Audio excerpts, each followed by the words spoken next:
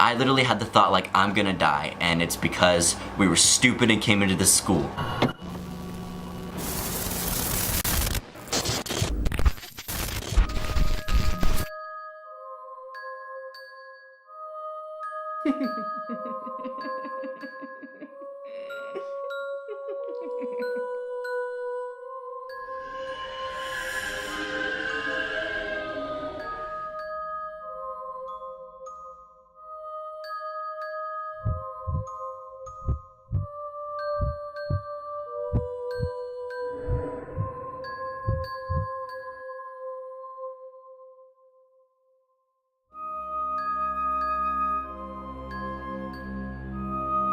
Yo, what's going on, you guys? It's Tommy, and I'm bringing you the first video in a long time. I wish it could be an exploration video. It's not, but it's along those lines. I'm working so much that I can't really go out and explore stuff, especially considering that I've explored like all of the places that I know of in Ohio. I mean, I know of a couple more, but they're farther away and I can't really like gain the time to go explore them. So I'm trying to create a schedule with some of my friends to go and explore the places that are farther away from me, but it's still in Ohio. And I know of a couple other places like in the surrounding states that I can explore.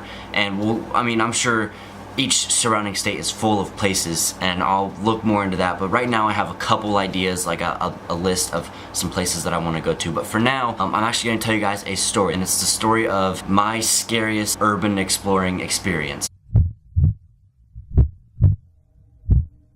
So there's a middle school in my town. It's literally 2 minutes down the road. I can drive there and get there in 2 minutes. I'm not even joking. And it's an abandoned middle/high school. I'm pretty sure that's what it is. And my mom actually went to school there the year before they closed down. And they've been closed down since the 90s. And the school has just sat in the town since it closed. Like, no one has ever done anything with it. It's switched owners multiple times. The people that own it now bought it for $10,000, and for a school, like, that's nothing. And a lot of the people in my town want it out. They just think it's an eyesore and it's annoying and they want it destroyed. I do know that the person that owns it now plans on making it like a condo.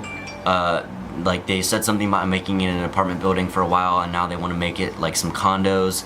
And then for a while, when I was younger, they wanted to make it a retirement home. So no, there's never been really any certain plans for this school. So it's kind of just sat there while it switched owners and switched ideas and all this. Well,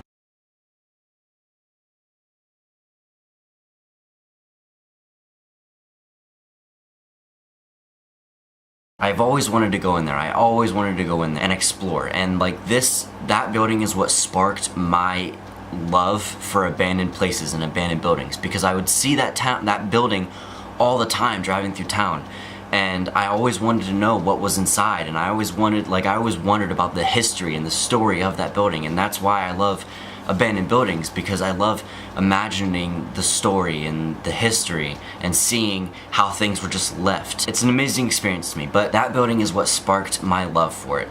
So I was determined to get in no matter what it took. The hard part about getting in is it's surrounded. I mean, literally, so like, it's in the smack dab in the middle of the town. After, you know, so long of it being closed, people would go in and vandalize it. And I think it caught on fire like 3 times just since it's been closed. So the people around the school kept a very good watch of it. So it was very hard to even walk near the school without getting noticed. I can't tell you the amount of times that I have like walked around it with my friends and we've gotten in trouble by one of the locals that live across the street. I mean, it's literally like, so here's the school, and then surrounding the school is just blocks of houses. So literally everyone that can see the school will watch it and make sure that people don't get in. They just recently put a fence up to make sure people couldn't get in because it caught fire like 2 years ago. And they put a fence up because they just want to try and stop that while people figure out what they're gonna do with the building. But all of my life growing up, there was never a fence around it. They just had the windows boarded up and all that. So the closest I had gotten was the playground area, like the back field where people would go, where the kids would go at recess, and there was some benches and there was like a track area, but there wasn't anything else. It was just a field.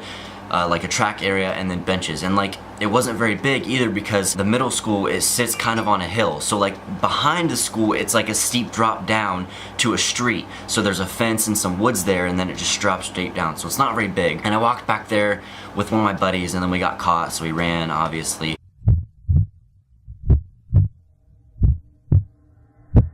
One winter day, I was with my cousin and we had gone to the library, which is right next to the middle school, and we were walking away from the library and I saw it and I was like, hey, let's go check that out. So we went and we checked it out, and we were able to get to the back playground area without getting noticed. And once you can get back there, there's a path on both sides that leads back into the playground area from the outside of the school, and that's usually where you would get caught, is walking in that area. But once you get back there, the playground area is surrounded by trees all the way around. So once we got back there, we couldn't be seen unless it was from one of the houses that had like 3 floors and they were up at the top floor. So the chances of us being seen was very little. We were checking out the back area, the fences, the benches and stuff, and we noticed a window that was broken. And the windows were boarded up for most of my life growing up. The windows were boarded up. It was just plywood.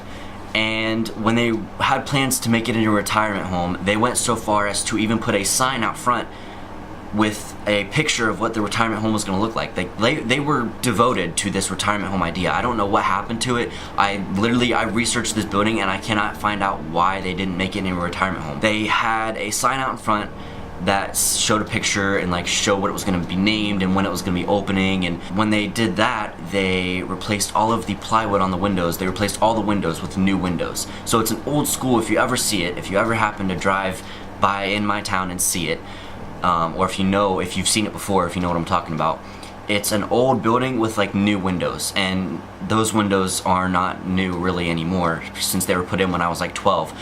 But anyway, so we were out back and it was all new windows in the back, and we noticed that one of them was smashed out, completely smashed out.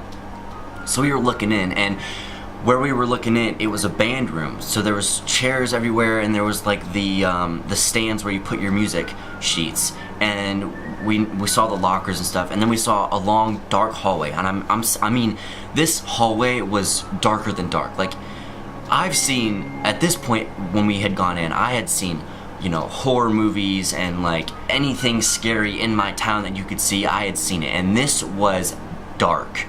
So we decided to sneak in, and because we hadn't gotten caught, so we were just gonna walk around the school and explore because we'd always wanted to see it. We walked in, and the only way out of the band room into the rest of the school was that dark hallway, and I really did not want to go through that dark hallway, but we had to get to the rest of the school. So we walked through the hallway, and I remember it constantly felt like someone was watching us, like not just my cousin, because it was just me and him, but it constantly felt like we were being watched from someone else, and we didn't know where it was coming from. We just felt like there was eyes on us. And like, when I was younger, I didn't know this, but now I've found out that scientists have proven that when you feel like you're being watched, you usually are. And I don't remember how that works, but your brain just knows that you're being watched. So we knew we were being watched. We felt like we were being watched from someone or something.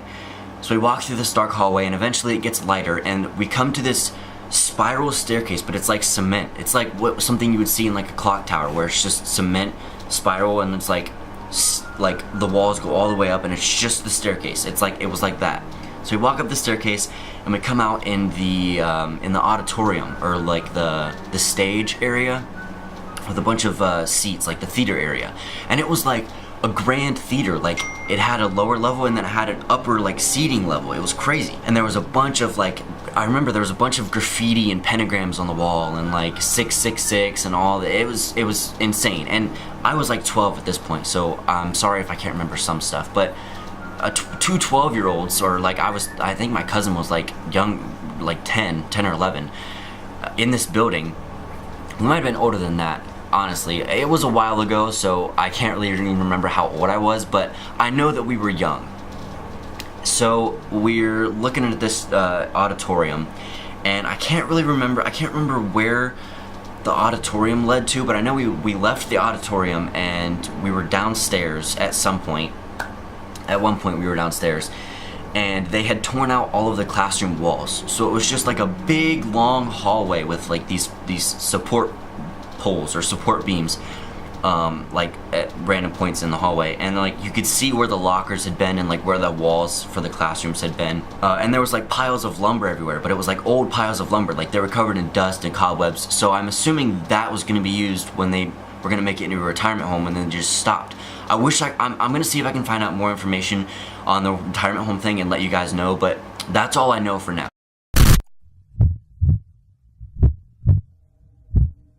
So I remember we walked upstairs, and it was just a regular school staircase, the up and then the landing, and then you go up again, and we were upstairs. And I remember we walked around for a little bit, like closer to the back of the school. We were at the back of the school, and there was like some offices and classrooms and like that hadn't been torn down, so they were still there. And I remember seeing the classrooms and seeing an office, I think. And then I remember when we left from the back and we were heading to the front where all of the other classrooms were, and I remember we crossed this another really dark hallway, but it had a window in it, but it still was as dark as the one downstairs, even though it had a window. So we looked out the window, and the window led to the roof. And there's a lot of this school that we didn't explore just because we were freaked out and we wanted to explore it real quick and then get out, because we were more afraid of getting caught than we were of like anything else. Like we weren't afraid of homeless people or ghosts or anything like that. We were just afraid of getting caught by someone, like the police or something. Like we were young, so we were afraid of going to jail. That was our biggest fear. So we just wanted to explore it real quick and get out. So we weren't worried about, you know, finding every room or anything. So we kept going, and we walked to the front of the school, but up top. And this is where things got interesting. Like I said, it was a big hallway pretty much, and with, you know, occasional doors and stuff like that. And you could see on the one wall where the lockers had been, because there was like a clean square where they had sat, and then like the rest of the walls had gotten dirty, so there was an imprint on the walls. And then on the right side, it was just beams, support beams going all the way down, and then the windows. So we were walking down the hallway, and I remember I was telling my cousin, like, oh, you know, this was a classroom, these were lockers, like, this is probably where this was, and blah blah blah. And we were just talking, and all of a sudden we heard the most terrifying sound. I like, just thinking about it now, it makes me shudder. Like, this is the scariest thing that any kid could ever hear. Like, even if I heard it now, I would probably freak out. It sounded, I'm sure you've seen horror movies, it sounded like a demonic scream, and I'm not exaggerating at all when I say that. It sounded like a girl was screaming, but it sounded like she had a demon in her, because it wasn't a normal, like, high-pitched girl scream. It was a sound I've never heard before, and I mean that 100% when I say that. I have never heard it before, and I hope I never have to hear it again. And this scream lasted, I swear it lasted forever. And me and my cousin were so scared that we just stood there. Like, we were literally frozen in fear, with the definition of frozen in fear. And I remember standing there, listening to this scream and not being able to move. And I looked at my cousin, and his mouth was open, like his jaw had dropped. And I remember as soon as the scream ended, we went into panic mode. So it was either like, it was like what's that called? Like life or fight or flight? Is that what it's called? We went into that, and I remember we started screaming, like just like non-stop screaming. And there was a staircase next to a hallway, and like the hallway was the really dark hallway that I was telling you guys about with the window in it, but it was still somehow really dark. It wasn't normal. But it was that hallway and then a staircase, and we started to go down the hallway, and then I grabbed my cousin by the shoulder and I said, no, look, this isn't a good idea, as we were screaming. So we turned back around, and my cousin, when I grabbed him, he had stopped and grabbed the wall where it turns into the big hallway. So he grabbed that wall to stop himself and be able to turn around and run back fast enough to turn onto the staircase and go downstairs, because I knew that we had to get out by the downstairs. We weren't gonna get out anywhere up top. So we we went down the staircase, and we got to the bottom. Like, as we're going down the staircase, we jumped down the stairs. We didn't even go down the stairs, we jumped down the stairs. And I remember as we jumped down the stairs, I remember screaming, "I'm sorry, we'll never come here again. I'm sorry we bothered you, please don't hurt us." And that's literally all that was going through my mind was like, I'm gonna die right now. Like, I literally had the thought, like, I'm gonna die, and it's because we were stupid and came into this school. As we were going down the stairs, I remember my cousin looked at his hand, and when he had grabbed the wall to stop himself and pull himself back, it was like bricks. The wall was bricks, but the bricks were broken. So he gashed his hand open on the bricks, so his hand was gushing blood. But at that point, he did not care. He just wanted out of there. He did not care how bad his hand hurt. So we get to the bottom of the stairs, and I remember thinking, the only way in and out is through that dark-ass hallway through the band room.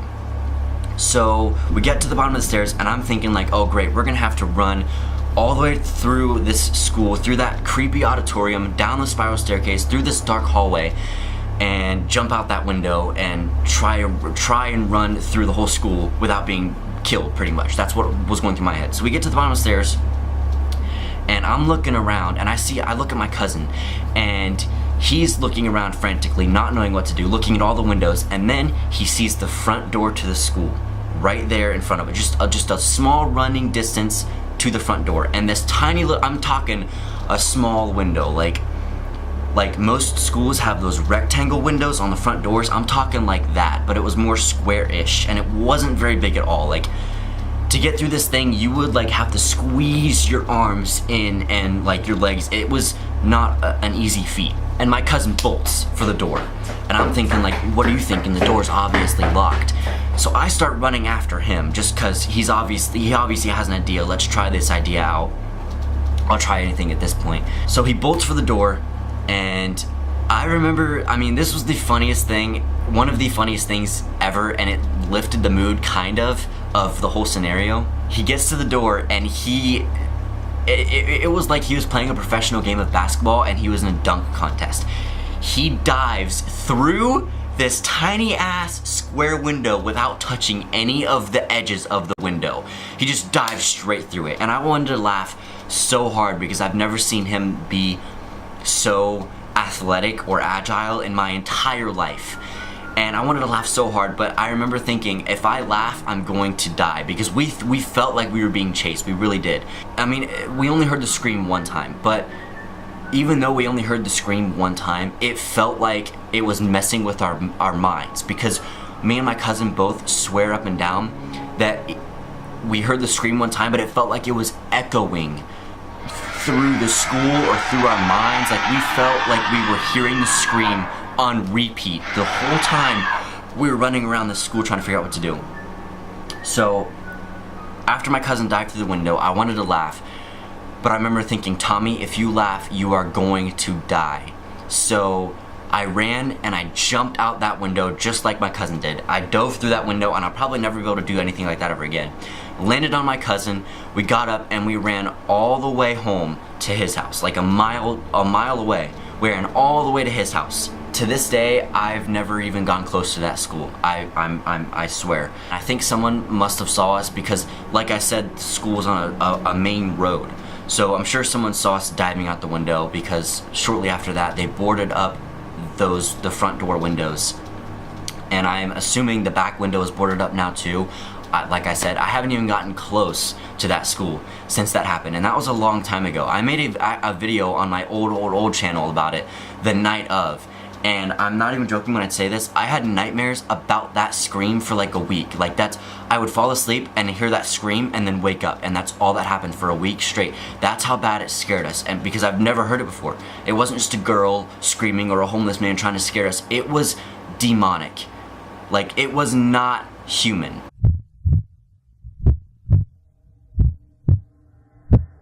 After a couple weeks after that, I didn't know what to do. I was terrified of that school, so I looked up some stories to see if anyone else had some experiences in the school.